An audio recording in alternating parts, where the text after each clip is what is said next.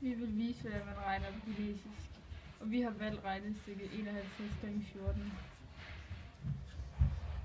Først tegner hun de 5 streger for de 5 tiere.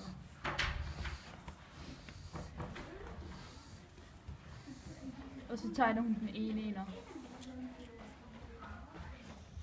Og så tegner hun den ene tier fra de 41 eller 14. Og så tegner hun de 4 enere. Og så deler vi dem op i 3 hjørner, og den i midten. Og så tæller vi 1, 2, 3, 4, 5. Og så skal vi bare 5 hjørner.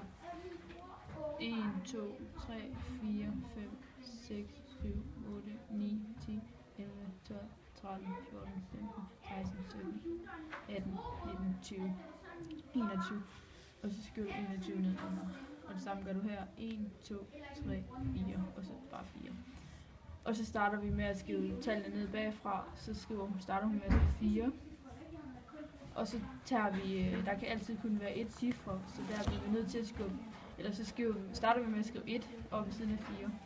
Og så skubber vi 2 tal over til 5-tallet, og så skal vi lægge dem sammen, og det giver så 7. Og så skriver vi 7. Og det giver så 714. Og vi kan så regne efter. Så kommer man herop til nummer 7. Yes. Ja.